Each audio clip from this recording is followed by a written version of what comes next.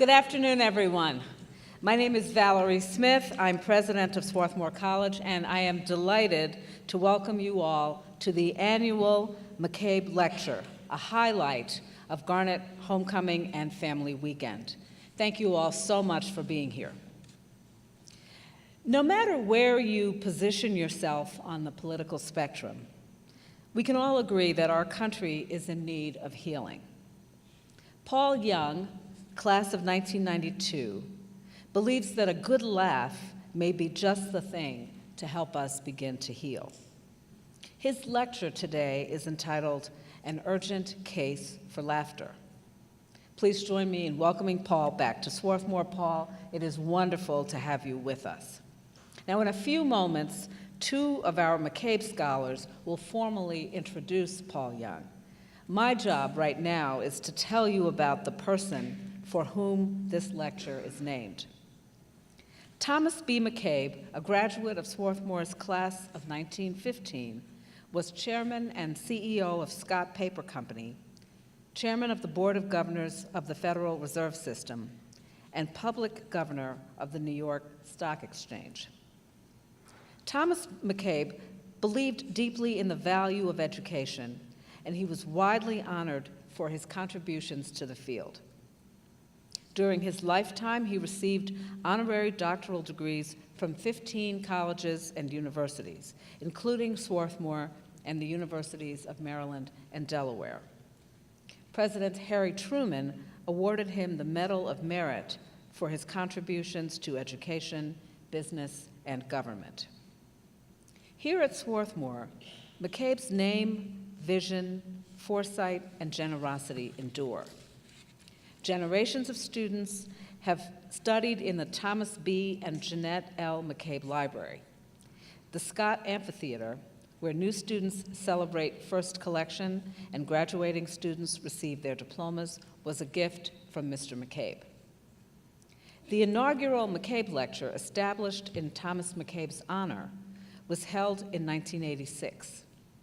Since then, this lecture has reflected his commitment to education and his belief in young people's potential to make their marks on the world. To that end, he also established the McCabe Achievement Awards Scholarship Fund in 1952, which has awarded scholarships to more than 300 Swarthmore students since then, many of whom are here in the audience today. Two of them, Bridget Scott and Tyler Huntington, both seniors, are co-presidents of this year's McCabe Scholars.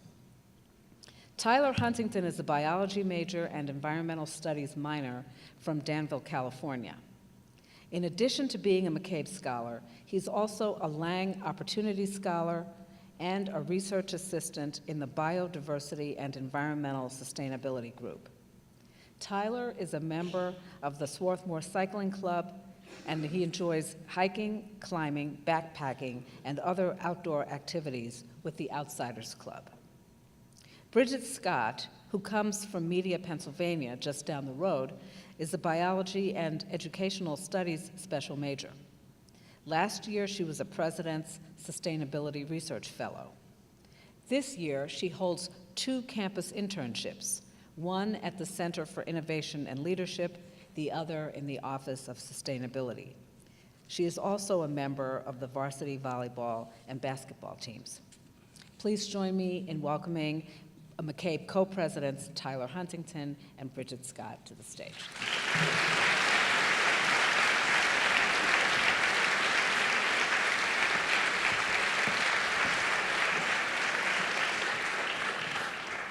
Good afternoon.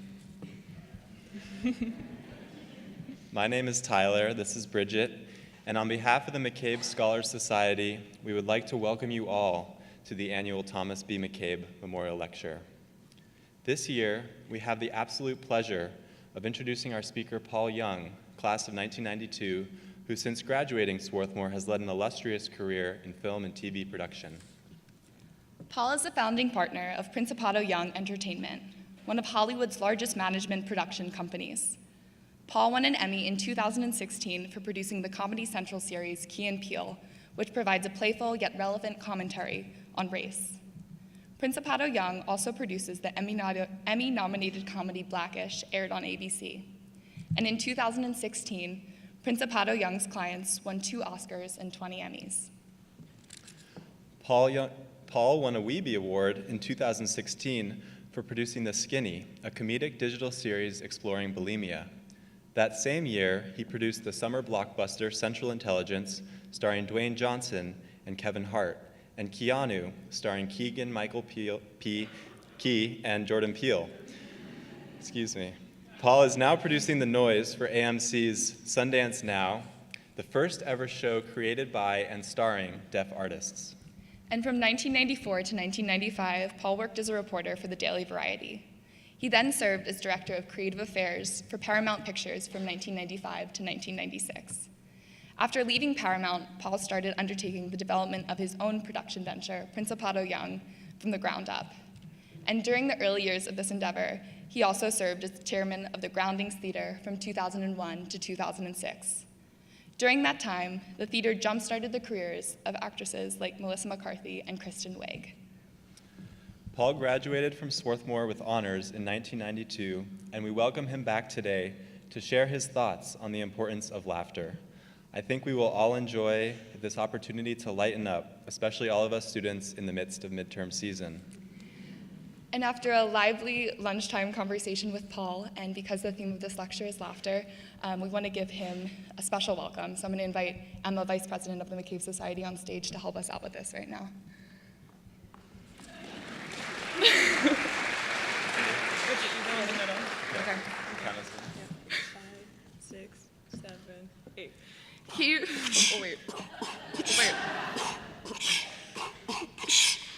we are, and welcome to Lang. We want to get Paul on stage to do his thing. Now it's time for the McCabe Lecture here, so let's give it up for Paul and give him a cheer.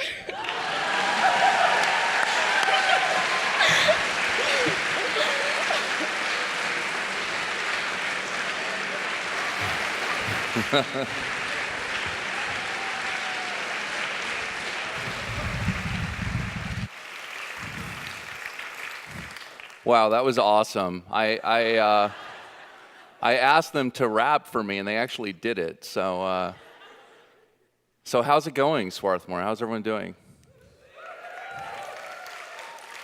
You know, I'm really lucky because my daughter Kat and my girlfriend Catherine and my best friend Justin are here, and I'm very blessed to have a lot of love in my life. I don't like Justin, but I do like that we've been friends for a long time, so thanks for coming. So, you know, I didn't memorize this lecture because in true Swarthmore fashion, I wrote this really long lecture that was going to make me seem really smart. And I threw it out about a week ago and wrote something that was a little more real. So I didn't memorize it, and if you're going to judge me, you should leave now, because I'm going to be really mad. But seriously, I can't believe I'm standing here. You know, I can't believe that I was asked to give a lecture on laughter at Swarthmore College, because I know it's a contradiction in terms. But you know, I hated it here. I did. I mean, I hated it when I was here. And when I graduated in 1992, I even told my mom, I'm never, ever setting foot on that campus again. And yet here I am. So the journey to this stage started a couple of years ago when Brian Myers from Swarthmore Advancement came to my office to ask me to give money to Swarthmore. And I don't know if you guys know Brian, but Brian is really sincere, kind gentleman. He's really white. No offense, Brian, but he is. And so when he came into my office to ask for money, I said, you know, no way. I am not giving Swarthmore money. Not now, not in 100 years, not ever. And he was like, are you serious? And I said, I am serious. And he said, why? And I went through a litany of reasons, and I said it really came down to the fact that I felt marginalized and muzzled at Swarthmore, that I felt invisible when I was here. And Brian did something surprising. He responded to my tirade and tantrum by inviting me to a lunch in Los Angeles with President Valerie Smith, with some other alumni. And I thought to myself, is this guy stupid? Or is he smart? Because he was listening to my contrary point of view, which is what I wanted, but he was putting me in a room with his boss. And no offense, Brian, but it didn't seem smart. Now, at that lunch of about 10 alumni, President Smith asked me to elaborate on my experience. And I said that I thought Swarthmore had lacked humanity when I was here, that people were so concerned with being right that they forgot to be kind. I said that people seemed angry. And she asked me, what could the administration have done? And I thought about it, and I said, I wish they could have made us laugh. She seemed surprised, and I said, look, I've made a lot of comedies in my career, and I've learned a few things about laughter. So I'm going to show you a couple things.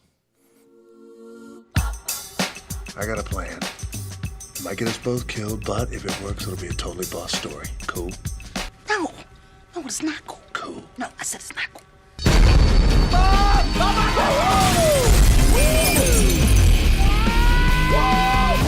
Oh, what's up, bro? I'm here because my place got broken into. Has anyone shady come by here? I mean, the 17th Street Blips. The 17th Street Blips. Okay, where are they? 17th Street. All this coming from omni-colored woman who technically isn't even really black. Okay, well, if I'm not really black, then could somebody please tell my hair and my ass?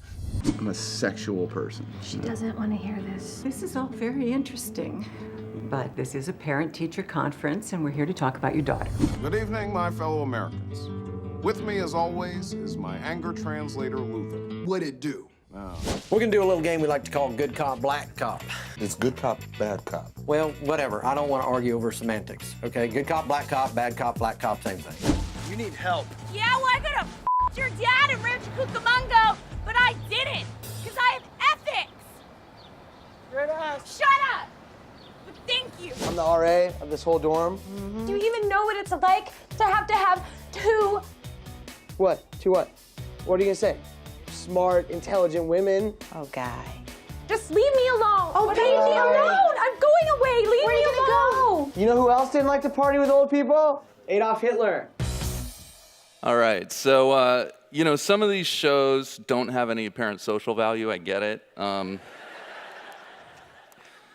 even making the dumbest comedies taught me one of the most important lessons in my life. And in fact, what I'm about to share with you might have even saved my life. Laughter helps us achieve authentic human connection because laughter helps us reveal who we really are. So 6 months later, I received an invitation to give the McCabe Lecture on the importance of laughter. And since I tell stories for a living, I decided to tell you the story of how an angry young student found himself speaking at the very college where he felt left out, less than, and alone.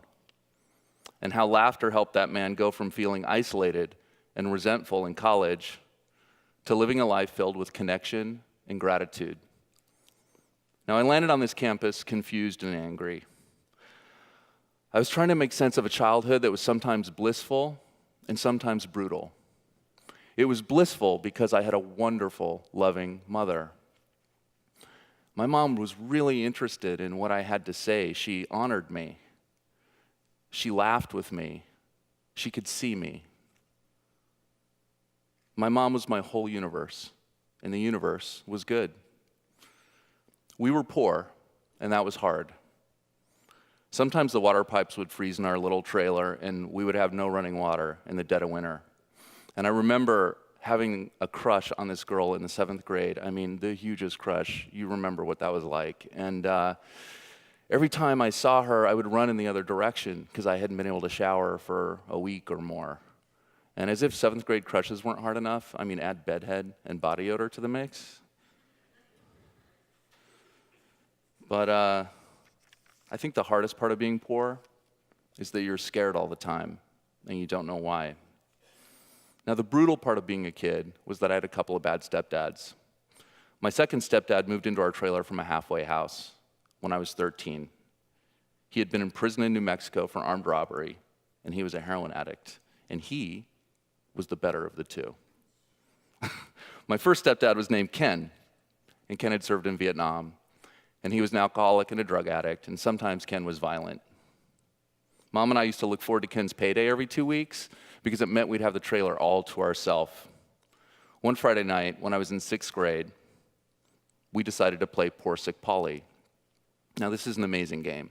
Poor Sick Polly is a game where we would pretend that I was sick, and my mom would wait on me, hand and foot. Now, I've tried to convince the women I date as an adult to play Poor Sick Polly. They're not into it. I don't know why. It's awesome. Now, Mom and I dragged her feather bed mattress off of her bed and pulled it into the living room, and I love this mattress. I mean, it smelled like a wet dog, but I loved it. We turned on the TV, and we got ready to snuggle to watch bad sitcoms.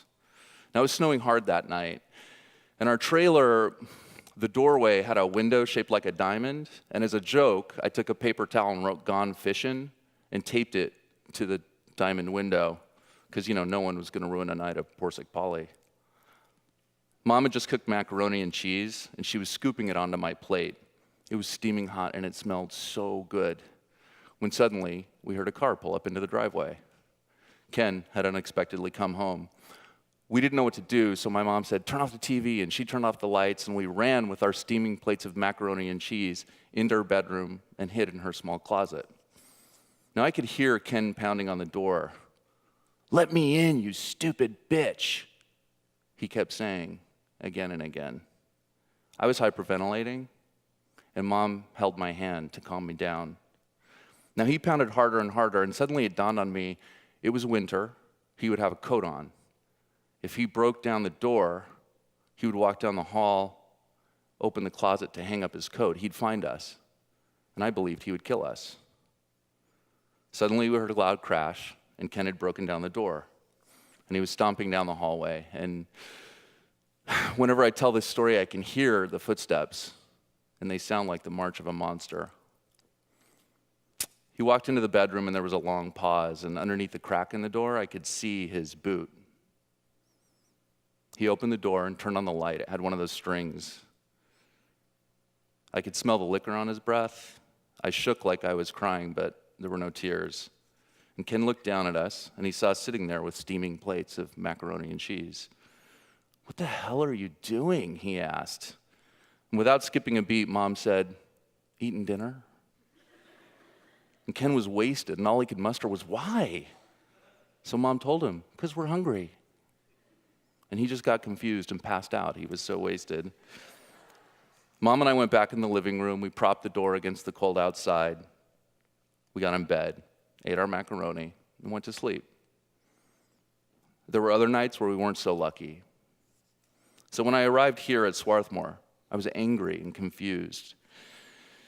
I'd seen firsthand how women were more vulnerable to abuse and isolation, and as a result, I was a feminist. I wanted to do something about it. But I felt like at Swarthmore, it wasn't my place to talk about feminism. As a straight white guy, I thought I was supposed to keep my mouth shut. And let's face it, if white male privilege is the enemy of progressive causes, and more specifically, women's rights, well, I look like its poster boy. I mean, did a fireman take me and drop me off as a baby at a fraternity house? Look at me. So I was ashamed of being a man, and I was ashamed of being white. And soon that shame turned into resentment because I thought it didn't seem right that I should be judged, that I should be the target of anger, because I had suffered. And I started to believe that many Swarthmore students and faculty were more focused on the symbols of oppression and inequality rather than the lived experience. I remember an English class where we discussed how phallogocentric discourse was oppressing people. And I thought to myself, phallogocentric, what? You're arguing about what words we can use, and I can't even talk about what happened in the trailer. You can't even see me.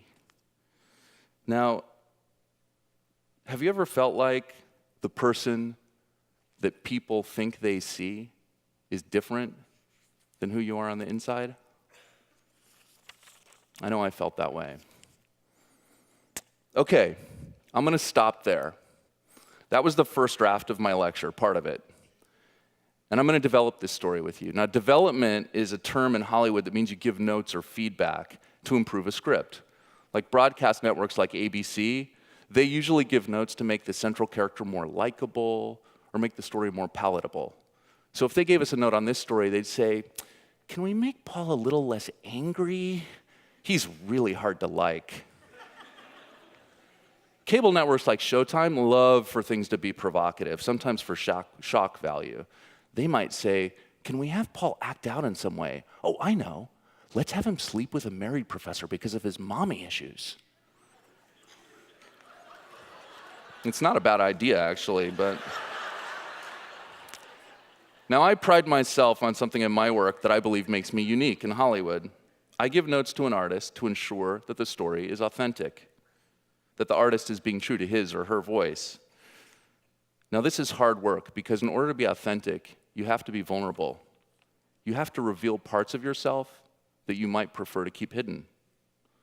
So we're going to develop my story today because there were a few false notes in what I just told you, and I think we can make it more authentic. I just need to be a little bit more vulnerable with you today.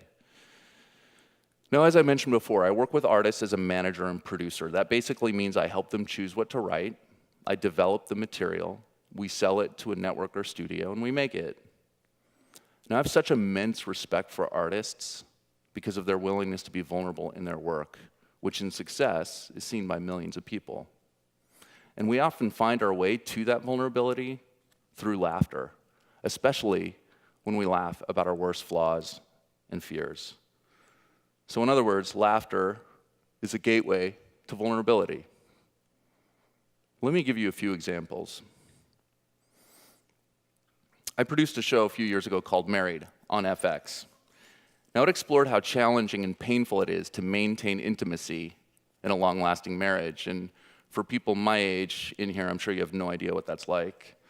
The creator of the show is a very close friend of mine named Andrew. And he told me one night that he feared his marriage was in trouble. He was really scared, and he shared the reasons why. And I said, Andrew, look, the only problem I can see is that you're impossible to love. Now, I had recently gotten divorced, and so he said to me, well, at least I'm not alone, because you're also impossible to love. And he said, you know, maybe it's not so bad. And I said, look, you're not getting divorced. You have a great marriage. But this is a great TV show.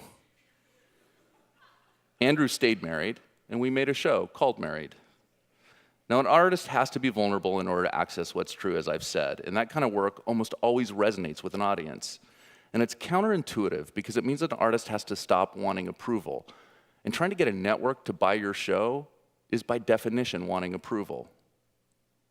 Doesn't it feel like that at Swarthmore sometimes? Like we want approval, or we want to seem super smart or perfect. I wonder what would happen if we could find the courage to be ourselves. So I've helped comedic artists be vulnerable by laughing at our flaws together. And I've come to love sharing the most flawed parts of myself.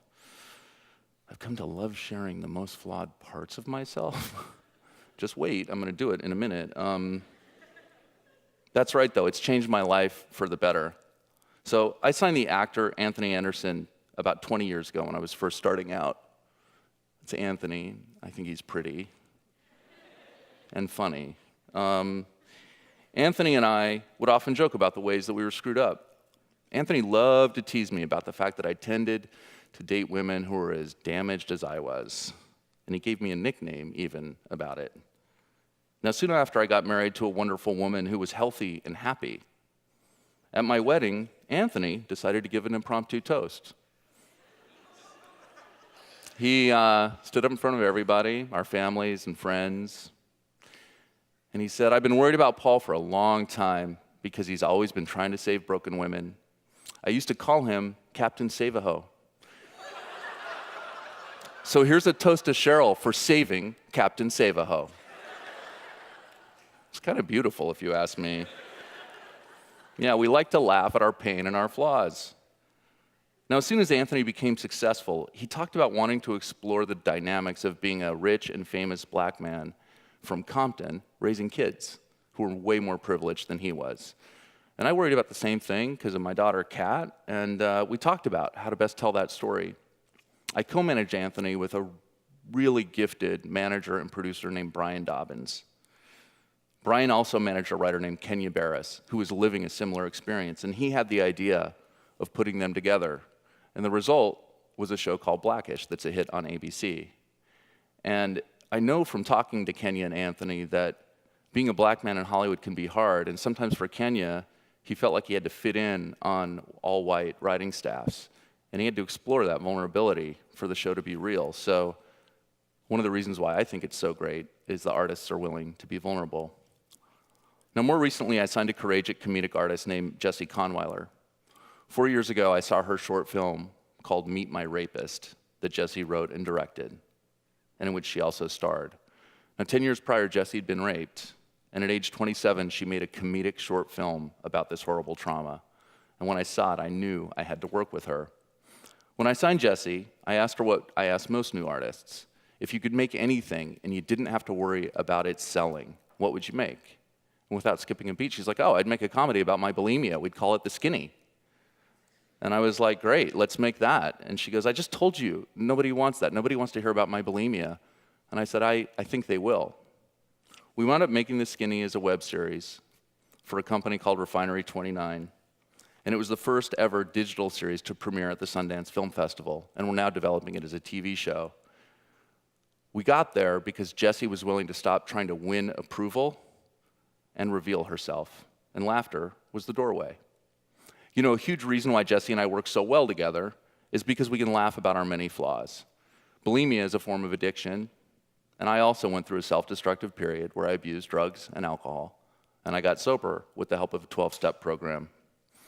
Now, in some circles, that might be something you want to hide, but Jessie and I tease each other mercilessly. Once when we were driving to a meeting, I started scarfing down chocolate bars just to mess with her, and she pulled out a bottle of Xanax and shook it in front of me like I'm a drug fiend. So we have a lot of fun together. Now, I just finished producing a show called The Noise, and it was mentioned in the intro, and it's the first ever show created by and starring artists who are deaf. And there's a particularly painful scene where the lead woman, Kate, is asked to speak on a panel for actors with disabilities, but she's a publicist and was a last-minute replacement. In other words, she's there as a token. When Kate goes home to her fiancé, he's almost upset with her for not being proud and excited. He just doesn't get it. And we as an audience completely identify with how this would be painful, being the token deaf girl on a panel and then your fiancé not getting it. You know, I don't know about you, but I completely relate to feeling isolated and alone, even though I don't know what it's like to be deaf. Which brings me back to my story. I was confused about how to process the hard parts of growing up, and I felt isolated and alone at Swarthmore, an experience that's explored in The Noise, The Skinny, and Married, the pain of isolation. But something doesn't ring true in the way that I initially portrayed myself. You're so busy arguing about which words to use, and I can't even talk about what happened in the trailer. You can't even see me. Okay, the language implies that the Swarthmore faculty and students didn't allow me to be authentic. And I guess it was hard. It was what I said to Val at lunch. People seem so concerned with being right or even righteous that they overlook just being kind. And we were all extremely concerned with protecting our identities, even as we were trying to break free from their limitations. I mean, I wanted you to know I was poor, but I didn't want to have been poor. Do you ever feel like that? Like your identity is a cage that you actually protect? But even with these challenges, didn't I have the ability to make myself visible? You can't even see me? Yeah. Only I could have chosen to reveal myself. And maybe the Swarthmore community might have even embraced my authenticity. In fact, I might have had a positive impact on other students had I known how to use laughter to be vulnerable and then connect. So as we develop the story of how I went from being isolated and resentful to connected and grateful, we should take a closer look about why I didn't laugh that much when I was at Swarthmore. Okay, first of all, I remember feeling like what happened in the trailer was not funny. It was horrible. And the idea of laughing about it was offensive to me. And I also felt that because of my identity as a straight white guy, I had to protect my pain. Like, I had to make sure that it seemed valid. Does that make any sense? You know, I wanted the past acknowledged and respected. So I wasn't willing to laugh about what happened in the trailer. So laughing about my pain when I was here was offensive to me. But later, when I was happier and more connected, I actually enjoyed being teased. I mean, I liked it when Anthony Anderson called me Captain Save-A-Ho. And that tapped into some really dark stuff for me, actually, you know, and Andrew Gerlin telling me I was impossible to love made me feel good. Or Jesse Conweiler treating me like a drug fiend was fun. So why wasn't I willing to laugh here? You know, I took a sociology seminar here at SWAT, and I remember one night so clearly because the professor and a couple of the students were making analytical and dispassionate observations about deviant behavior. And I was offended. Like, how can you talk about something so awful without any emotion? And I interrupted them and I said, look, some people are just assholes. And the professor said I didn't understand. I said, no, you don't understand.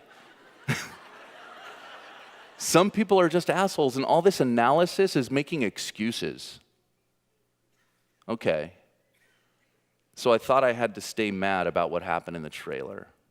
It was like if I wasn't mad, that somehow I was condoning it. So there was no way I was going to laugh. And look, I understand it might seem questionable to laugh about something so painful, but I do it now with my crazy comedy community, and it helps get me through.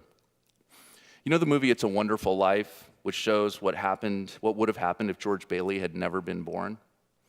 And the angel shows him the positive impact he's had on people. I often wonder what would have happened had I not met the crazy misfit comics who helped me in my life. I mean, they taught me how to connect with other people and to process my pain. They taught me to process it by laughing about it. And that's when I realized something in the writing of this lecture that I never had words for, which is that laughter does more than just relieve shame. And it does that, right? We laugh about our flaws and we think, okay, it's not so bad, like I'm impossible to love, so what, no big deal. But laughter is also a kind of grief. When we laugh, we begin to acknowledge and accept loss. I wasn't ready to laugh about what happened in the trailer, not because I was ashamed about it, I wasn't, but because I wasn't ready to accept the fact of it, or that it might happen again. And grief is as connected to vulnerability as shame. You know, grief is the acknowledgement that we're just vulnerable as humans. I practiced this lecture with some friends, and they said one of my lines was too harsh, but I wanted to keep it because I don't think it's harsh. I think it captures the mystery and beauty of life. When you choose love, you choose loss, because nothing lasts forever. Relationships end, people die. The trailer was so hard because I love my mom so much. I couldn't stand to see her hurt. You know, when I had my daughter, Kat, I didn't want her to be in the car for 2 years. My love for her was so expansive, and I just couldn't handle the thought of losing her. We have to learn to grieve so that we can accept our vulnerability. When we don't want to accept our vulnerability, we're rigid and angry, and we certainly don't want to laugh. And I did not want to laugh when I was in college. So I was so enamored with the world of comedy that I even married a woman known for being funny. She became known for starring on a show called Curb Your Enthusiasm, and she and I worked together during our marriage. I was her manager, and we produced shows together, and it was a really magical time in life. We produced a show together called Campus Ladies that's about two women in their mid-40s, widowed and divorced, never been to college, and they decide to go to college for the first time. And they live in a triple with an actual freshman who, of course, is horrified. And, you know, they do bong hits and they screw freshman boys, but they're also maternal with the freshman boys. And it's a really funny show. But you know, what the show really explores is how these two women question who they are and find out who they want to be. And isn't that why we're here?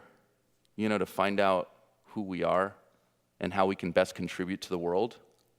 And laughter helps us do that, because laughter helps us release shame and acknowledge loss.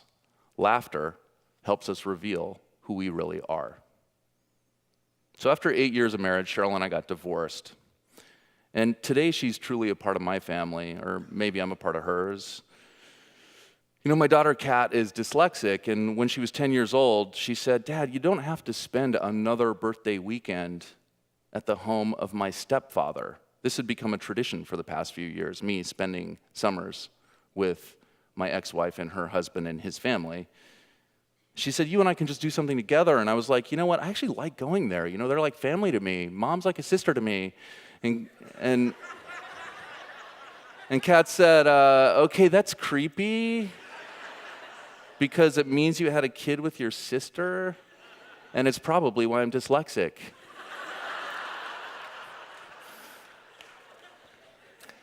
So people often ask me, how did we do it? How did we achieve a loving divorce? You know, it's rare. And here's what I tell them. We started with laughter. When Cheryl and I had been separated for about 3 weeks, we were still living together, and I passed her in the hallway, and I said, "You know what? I feel like we should take our rings off at the same time, because, you know, if yours is off and I see it, I'm going to feel bad, or if mine's off and you see it." She goes, "Yeah, that's a good point." And I was like, "Should we just do it now?" She goes, "Sure." And I said, "Count to 3?" She goes, "Yeah." So 1, 2, 3. We took them off, gave each other a hug, and I said, "Well, sorry it didn't work out." And we laughed. And while that may sound harsh, there is a clue in this family story about how we might apply the practice of laughing to our lives and how that might facilitate connection. Because, see, divorce does hurt. I don't think you know how much it hurts until you've gone through it. And part of it's because you've said vows, for better or for worse, in sickness and in health. One often feels entitled to forever. I mean, we're supposed to stay with each other no matter what, right? And I don't know about you, but when I feel like someone breaks a promise, I feel betrayed. And part of me wants the other person to pay. Part of me believes the other person deserves to suffer. I mean, it's ugly and primitive. An eye for an eye. That ancient human desire for payback. But see, Cheryl and I started with laughter, and that helped us remain a family when retribution would have destroyed us. Laughter kept us rooted in a life that is messy and imperfect and forgiving. Now I'm going to take a drink because I'm about to talk to you about this woman named Martha Nussbaum, who I'm obsessed with. She's a philosopher and she's brilliant, so you all need to read her. So Martha Nussbaum examines how anger functions in society, and you know this really resonates today, obviously. And she observes that anger seeks to control and often to recover what has been lost. Anger sustains the fantasy that we can limit our vulnerability, that we can somehow prevent future loss from ever happening again. She writes in her book, Anger and Forgiveness, that primitive anger, which happens all the time today, seeks retribution or payback, that ancient ethic of an eye for an eye. But she argues that the wish for payback actually involves magical thinking on the part of the injured person, that hurting the offender will somehow recover what's been lost or restore a sense of well-being, when in fact, all it does is feed a cycle of pain. She instead makes the case for what she calls the transition, which is when anger moves quickly past the fever dream of retribution and looks to the future good of all. She uses the example of Martin Luther King's "I Have a Dream" speech. Now, King's dream was not to punish the people who'd done such awful things. No, he had a dream of the transition, where black boys and girls could walk hand in hand with white boys and girls, like brothers and sisters. King made the case for the transition even in the midst of these horrific injustices. And, you know, I know a lot of us have been through a lot. I think we all have our trailer story in some way, but think about what was happening then. Think about what was happening in people's families. And King made the case to turn the other cheek and look for harmony. Okay, then Nussbaum shared an insight so powerful that it nearly knocked me over, because it's something that really applied to how I had hung on to anger. She says that in order for one to be able to move past the magical thinking of retribution, one must learn how to grieve, because grieving enables us to accept loss and to accept that we cannot recover what has been lost. And many valued parts of life are beyond our control, like my daughter going in a car. I can't control what's going to happen there. So, when you choose love, you choose loss. And in order to make the transition, we need to learn to accept loss. So my laughter at the ring ceremony was an admission that we were both at fault. As much as I wanted to blame Cheryl, it wasn't that simple. And I couldn't really be mad. Laughing helped me accept that we just didn't work, it was coming to an end, and that was just sad. And all I could do about it was experience the sadness of it. When I laughed at, well, sorry it didn't work out, I walked into our guest bedroom, and I sat on the floor, and I cried. It was only after I laughed that I was able to cry and begin to grieve the loss of our marriage. So, because we laughed, we grieved. And because we grieved, we didn't try to hurt each other. I've worked with comedians my entire adult life, and there is no more depressed or broken lot in the whole world. I mean, most of the funny people I know are horribly sad, which doesn't make sense on the surface, but when you look deeper, it makes perfect sense. Comedic artists are uniquely attuned to the imperfections of life. They are attuned to their flaws. They are attuned to loss. Comedic artists mainline vulnerability. Which brings me back to my story. When I was at Swarthmore, I had not accepted what had happened in the trailer. Maybe I wasn't ready, but I thought by laughing about it, or even just accepting it, that somehow I was betraying myself and my mom. I hadn't yet learned from the misfit comedians who would teach me how to laugh and grieve and share. I didn't have the tools, so I just stayed mad. And when I was at Swarthmore with all my anger and pain, I said, I shouldn't have felt so isolated at Swarthmore. And man, I have compassion for my younger self. But here's the thing. Here's what I would say to young Paul. You have a role in your isolation, and only you can do something about it. That was the false note. I completely blamed Swarthmore, a school that gave me financial aid, that housed me and fed me and educated me and encouraged me to find myself. And that false note of blame caused me to hang on to my anger for 25 years.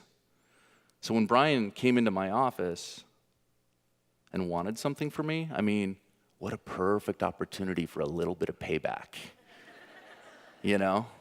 Like I acted on my magical thinking of retribution. I wasn't going to give Swarthmore a single penny, and I was going to make sure they knew it was because I was mad.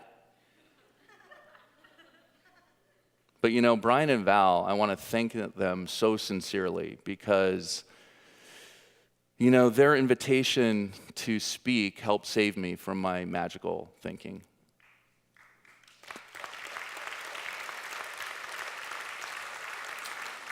Val had asked me, what could Swarthmore have done? And she was doing it when she asked me. She just asked me what was up. And it was really powerful for me, so thank you. And when that happened, I laughed at myself for being mad at a place that had given me so much. To think that I had blamed Swarthmore for not being able to see me. So, can you see me now?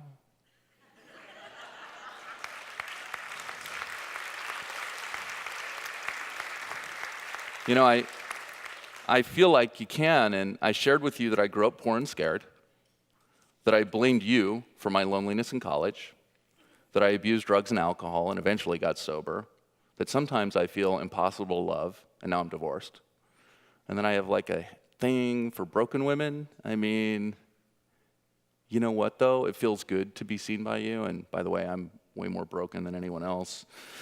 But I'll leave you with one final story. I talked to Jessie Conweiler, who I made the skinny with, a lot during the writing of this lecture. And I told her my belief that laughter enabled us to relieve shame, accept loss, and connect. And then she texted me this question.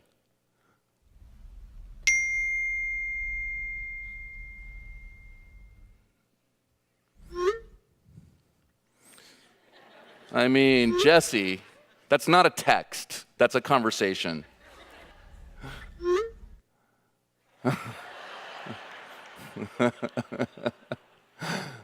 Yeah, Jessie, thank you for texting me that. And it was weird that I'd never thought about it because, I really had not thought about it once, which is strange because I live in Los Angeles and they basically assign you a therapist when you arrive. So I've had a lot of therapy, and so through the writing of this lecture, I pondered this question, and here's what I realized. I know very little about either stepdad. I barely know them. I don't know what their childhoods were like. I don't know what it was like for Ken in Vietnam. They've been ciphers for my anger, and my anger has been a way to pretend that I'm not vulnerable, that no man will hurt my family again. My anger sustained my magical thinking of control. So as I was writing this lecture, my friends asked me, do you have a call to action? And I asked myself, is laughing at is laughing at the hard stuff going to prevent us from trying to make the world a better place? I mean, anger does feed a revolutionary impulse. But here's what I know. When I learned to laugh, I started making more meaningful contributions. I've helped make shows that explore race, bulimia, sexual assault, and disability. I'm so privileged to be able to help amplify the voices of artists who can speak to these issues with total authority. And I suppose it's true that anger can feed a revolutionary impulse. But I say the better revolution is inspired by love. So here's my call to action. Be kind to each other. When you catch yourself judging someone harshly who disagrees with you, let it go. Every person, I promise you, has their story in the trailer. And always be willing to laugh. Okay, thanks. I'm done.